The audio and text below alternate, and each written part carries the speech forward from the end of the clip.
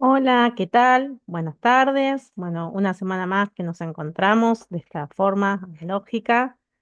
Em, la idea para hoy en este pequeño videíto es contarles cuál es la propuesta para esta semana en la que ya estamos dándole un cierre al primer eje de la asignatura, que como venimos diciendo desde el inicio, en realidad al ser ejes de contenido con los que venimos trabajando, en forma espiralada vamos a ir recuperando eje tras eje diferentes contenidos y vamos a ir resignificando desde las concepciones de tecnología educativa hasta aquellas cuestiones que nos interpelan desde el primer día de clases, como por ejemplo cuál es el sentido de la utilización de las tecnologías en la educación o si podemos o no trabajar sin ellas. Creo que a esta altura eso ya está fuera de discusión. Hemos visto que somos seres sociotécnicos y que nuestra humanidad, como decíamos la semana pasada, está atravesada por nuestro ser tecnológico.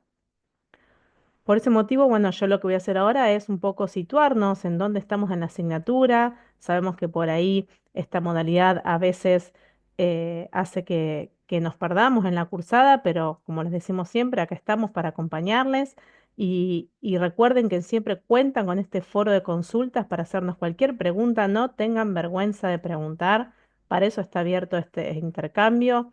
Nosotros semana a semana les compartimos en aviso aquellas nuevas actividades que se van compartiendo o materiales que tienen que ir leyendo, al igual que el canal de WhatsApp, ¿sí?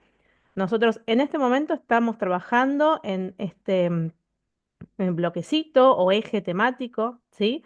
Que dice 1 y 5. Y recordamos por qué dice 1 y 5, porque nosotros, si bien estamos abordando los contenidos propios de un primer eje, que es epistemológico e histórico acerca de la tecnología educativa, también lo vamos atravesando con ese posicionamiento, con ese ir haciéndonos profesionales de las ciencias de la educación.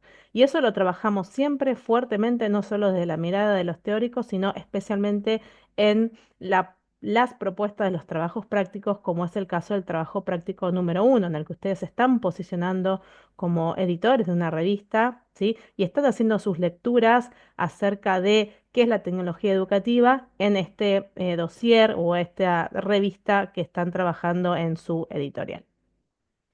Bien, como les decía entonces, la primera semana estuvimos trabajando con las actividades iniciales, fue la clase inaugural, hicimos un recorrido por el aula, hicieron acuerdos de trabajo para las formas de abordar los prácticos y ya a partir de la semana 2 empezamos a trabajar los contenidos propios del eje 1. Recorrimos la introducción, acá tuvimos una microclase. Este cuestionario es optativo. Nosotros vamos proponiendo algunas actividades que son optativas porque es para no perdernos en la lectura o para decir, bueno, de esto que leí, que puedo recuperar, ¿no? Es un poco decir, bueno, nos sentamos a mirar los textos. Este cuestionario, como les decía, no es obligatorio, pero sí se los proponemos y es deseable que lo puedan hacer. También a nosotros nos va dando una pauta de si están siguiendo la materia o si no la están siguiendo. Em, También es una forma de saber por dónde andan sus lecturas. La semana pasada, que fue la semana 3, también abordamos más específicamente cuestiones acerca de la definición de la tecnología educativa como tal, acerca del campo de estudio disciplinar y las dimensiones de las tecnologías que recuperaba Forestelo, ¿no? Que proponía Sancho y las recuperaba Forestelo en su tesis doctoral. Por eso la propuesta fue sí hacer esta autotecnobiografía escolar, que sí es una de las actividades obligatorias que esperamos que puedan cumplir como para marcar una especie de asistencia o participación, de la cual les vamos a estar haciendo una devolución para también ir conociendo un poco los grados de integración y de comprensión de aquello que estamos proponiendo. Y finalmente acá agregamos un bonus track que fue un material didáctico que elaboramos allá por el 2020 en el que de alguna manera decíamos anudando contenidos, ¿no? Este recorrido que estamos cerrando hoy respecto de qué es la tecnología educativa, qué vínculo tiene con las TIC, em, con los imaginarios sociales, incluso también en esta entrevista que elaboramos con Emilia y con Valeria en su momento respecto de la cibernética y la instrucción programada. Bueno, ahí jugamos un poco que hacíamos una entrevista y los invitamos a verlo, van a ver que ya hace 5 años de esto, pero de alguna manera es una propuesta en la que sintetizamos parte de los contenidos de este eje. Y especialmente, como les decía, en la última parte de la entrevista, Emilia ahí recupera las nociones de cibernética que propone el ANDA y que nosotros hoy estamos recuperando también al abordar uno de los últimos temas del eje 1, que es de la instrucción programada al aprendizaje expandido. Entonces, en este eh, caso, lo que yo les propongo como clase teórica es una guía didáctica. Cuando entran a esta guía didáctica, van a encontrar que hay para leer, hay videos, ¿sí? Principalmente, pero lo que es una invitación a recorrer algunas nociones que no son complejas, que las vamos a ir, como les decía, recuperando en los próximos ejes, pero que es importante que podamos empezar a distinguirlas, ¿no? Esto de la instrucción programada al aprendizaje expandido. Las primeras propuestas de instrucción programada comenzaron allá por 1950, en esta ilusión de que el aprendizaje, junto con las teorías conductistas, ¿no? Que fueron las primeras teorías psicológicas, y que se interesaron por conocer cómo aprendíamos los seres humanos, bueno, intentaban buscar la forma, las mejores formas y las formas más eficientes de aprender y por ende también de enseñar. Y entonces en la instrucción programada lo que buscaba era como particionar a su mínimo detalle las unidades de contenido y a través de consignas que se le proponían a los estudiantes, a medida que iban resolviendo se les daba un reforzamiento positivo o negativo, ¿no? Y en función de eso se consideraba que los estudiantes iban aprendiendo. Acá en este video que les proponemos ver es, bueno, les explica con bastante claridad, está muy claro, porque no es solamente desde la máquina de enseñar que propone Skinner, que también está en este video, ¿no? En ese correlato tecnológico, si queremos, hasta mayor ensoñación, de decir, bueno, ¿cuál sería el sumum de la instrucción programada? Es que haya una máquina que pueda enseñar y que cada estudiante pueda ir a su propio ritmo, aprendiendo con eficiencia y con eficacia y haciendo sus recorridos. Bueno, esa era la máquina de enseñar de Skinner y este video es él mismo el que lo muestra. Pero la idea de la instrucción programada no se cierra solamente a la máquina de enseñar, sino que los programas educativos también se pensaban de esta manera, ¿no? Si pensamos en cómo los currículums en su momento se organizaban a través de el detalle máximo de objetivos y cuáles eran las actividades que garantizaban el logro de esos objetivos, de alguna manera podemos empezar a encontrar estos indicios de instrucción o aprendizaje programado. En contraposición, podríamos decir, con lo que llamamos aprendizaje expandido. Y el aprendizaje expandido, podríamos decir, está en el otro extremo si pensáramos en un continuo, que tiene que ver con un aprendizaje más autodirigido, autoguiado, que quizás hoy nos suena más conocido, porque por ahí tenemos nociones acerca de las aulas porosas, ¿no? De Lyon, em, pero que en definitiva es ese aprendizaje quizás más genuino, que tiene que ver con la experiencia, como decía Dewey, em, con ya por supuesto Piaget, Vygotsky, ni hablar de Freire cuando hablábamos de que el verdadero aprendizaje se da en la cultura, se da en la relación con otros, se da a través de los problemas genuinos, ¿no? Esos, decíamos, el conflicto cognitivo, aquello que nos hace un ruido, un problema, algo que nos mueve a querer aprender. Ahí es donde realmente se va a generar una motivación por el aprendizaje y un movimiento que nos lleva a conocer. Bueno, ese aprendizaje expandido hoy se conoce con estas nociones y está mucho más difundido y a través de la cultura digital, porque la cultura digital nos da un montón de posibilidades, tiene mucha potencialidad. por supuesto a través de Internet, de los distintos dispositivos, de la conectividad, de las redes sociales, nos permite comunidades de aprendizaje, nos permite hipervincularnos y llegar a que quien tiene deseos genuinos de conocer determinadas cuestiones en profundidad puede hacerlo y quien quiera quizás tener una noción más superficial de algunos temas también, ¿no? Entonces, cuando hablamos de aprendizaje expandido, hablamos de este tipo de aprendizaje, una mirada más flexible, más personalizada, más contextualizada, si queremos, que nos permite y para la que necesitamos otro tipo de habilidades. En este eje nosotros no estamos profundizándolo, ¿sí? Estamos adentrándonos, ya estamos haciendo un puente hacia lo que es el eje 2, en el que empezamos a profundizar estos enfoques, la forma de aprender en la cultura digital. ¿Y quiénes aprendemos y quiénes enseñamos en esta cultura digital? Bueno, somos nosotros, nosotras, nosotres. ¿A quién?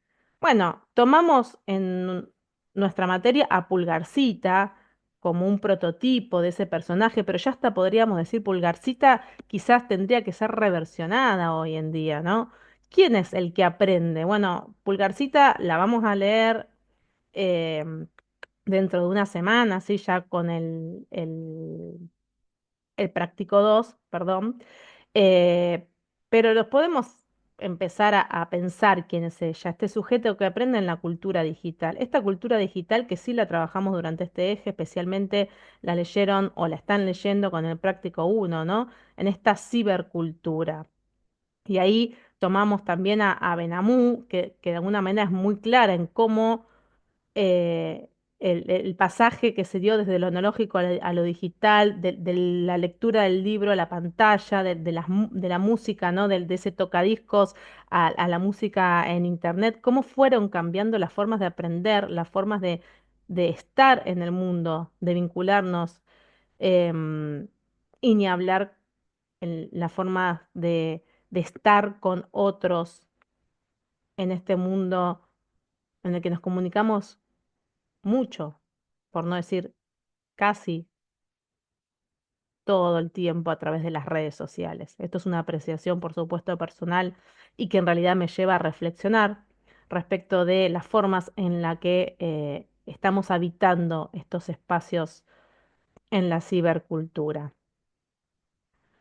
Entonces les decía que esta pulgarcita, ¿no? Que trae Michel Ferrés, perdón, nos ayuda de alguna manera a pensar esta cultura digital y que nos va a dar el pie para pensar estas formas en las cuales se aprende hoy en día en nuestra cultura y las teorías que acompañan, porque así como decíamos que el conductismo acompañaba a esa instrucción programada en 1950, hay hoy también en nuestra cultura digital algunas propuestas que no por digitales son menos conductistas. Si pensamos en algunos cursos masivos en línea o algunas propuestas de autoaprendizaje que no dejan de ser reversiones de estas máquinas de enseñar.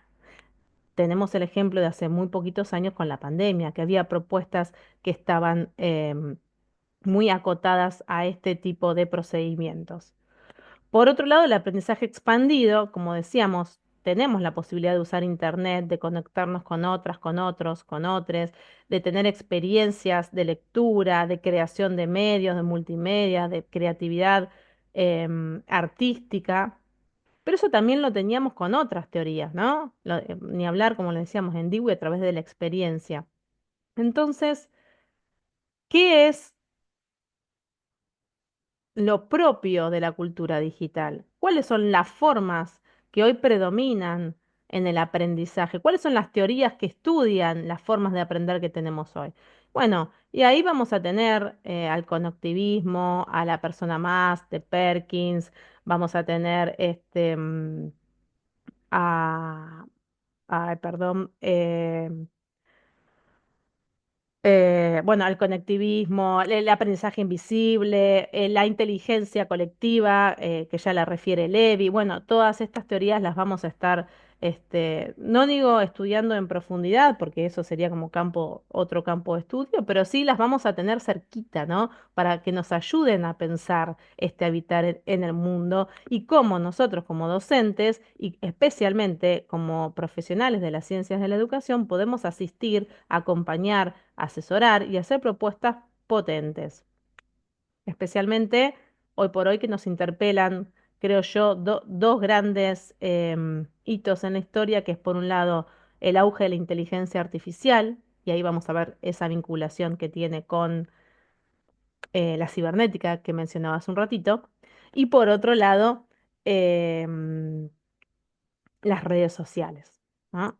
Y bueno, para adentrarnos en este mundo de la cultura de Pulgarcita y estas alianzas y porosidades entre la educación y la cultura digital, es que proponemos quienes puedan y tengan acceso a ver El dilema de las redes, que ya tiene unos años, es una documental que se hizo en Netflix, pero sin embargo es muy potente y yo creo que nos ayuda a comprender este fenómeno que tenemos en algunos casos hasta de adicciones a las redes sociales. Pero comprendernos nosotros primero, ¿no? Para poder comprender a nuestras juventudes también y a nuestra sociedad toda. Hace poquito, hace pocas semanas, la serie Adolescencia eh, está en boca de todos, ¿no? Y bueno, porque nos interpela, pero ¿qué nos interpela? En realidad creo que nos interpela desde nuestro lugar de adultos, desde nuestro lugar docente. Es decir, ¿qué estamos mirando nosotros y qué están mirando nuestros jóvenes? ¿Qué es lo que nos falta a nosotros conocer de ese mundo? ¿Hasta dónde vamos a poder conocer de ese mundo? ¿Y cómo podemos acompañar, cuidar y generar espacios de aprendizajes genuinos? Mucho para pensar.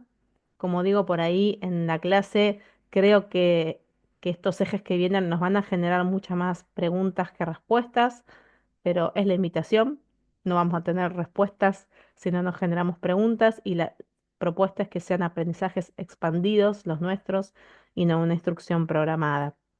Con lo cual, les invito a hacer las lecturas que hayan quedado pendientes en estos días, ir cerrando el práctico uno. Recuerden que el lunes tienen una tutoría optativa, sincrónica, con Patricia y con Virginia a través de Zoom.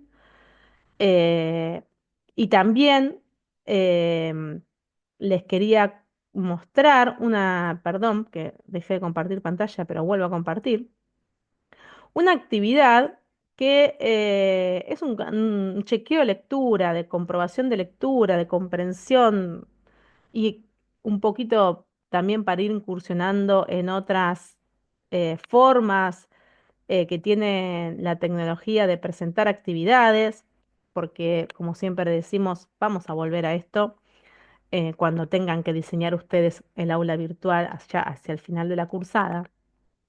Eh, Marta Sorba, una de nuestras graduadas adscriptas, hizo una propuesta que tiene que ver con emparejamiento de conceptos. Y la forma de presentarlos, ¿eh? Es a través de un recurso que se llama H5P, que no viene al caso ahora, pero que se los vamos mostrando, que es para que puedan arrastrar, ¿sí? Los contenidos, todo haciendo completamente al azar, ¿sí? Los conceptos en las frases. ¿En base a qué? Al texto de Feinhold, parte uno y parte 2 que lo habíamos indicado como lectura de la semana pasada, ¿sí? Y bueno, esta semana proponemos hacer esta pequeña actividad que, como decimos, es optativa, una actividad para cada parte, ¿sí? Y la idea es que ustedes arrastren los conceptos que corresponden a cada uno de estos enunciados, como una especie de unir con flechas o emparejamiento, y luego, bueno, pueden ver cuántos acertaron. Bueno, es una forma también un poco lúdica, desde ese lugar lo proponemos, pero que les invita a volver a los textos en caso de que haya algún concepto que se haya perdido en esta lectura. Y como les decía, El lunes hay una tutoría. Vayan cerrando las actividades de los prácticos. No duden en consultar a Patricia o a Virginia en el foro que tienen de estos prácticos, al igual que también está Jessie, ¿sí? A Jessie le pueden consultar también, ella es nuestra ayudante estudiante.